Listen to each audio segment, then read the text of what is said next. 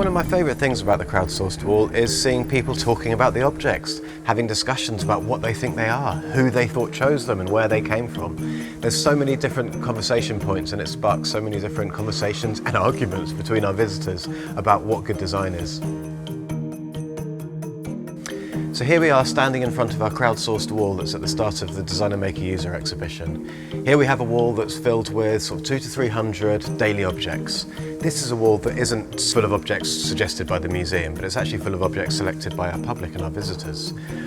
Everyone uses designed objects and services. We use design goods every waking moment of our daily lives, and we wanted to make sure that we can display things that visitors tell us are the things that they use.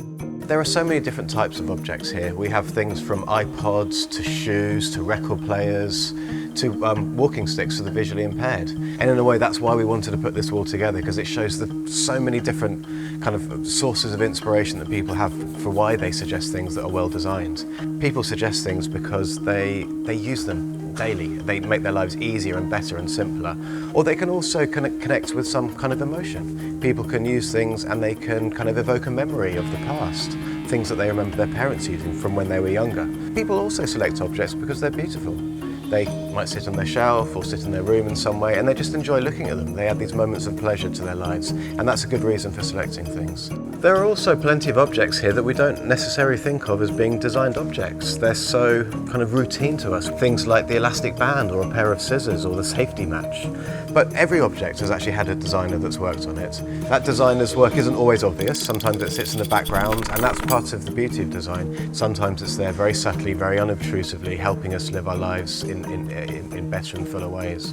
I think the most nominated object we had on the whole wall was the Bialetti coffee pot.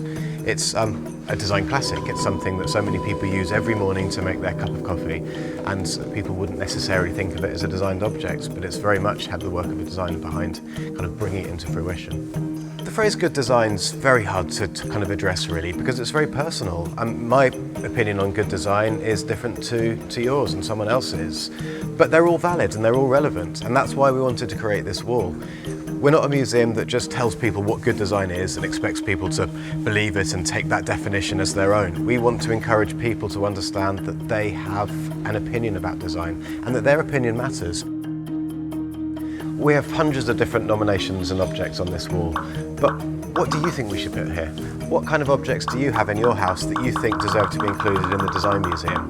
Why don't you look around your house today, think of some objects that you use and think about the reasons that they're well designed or otherwise, and make some selections about what you'd like to see in the Design Museum.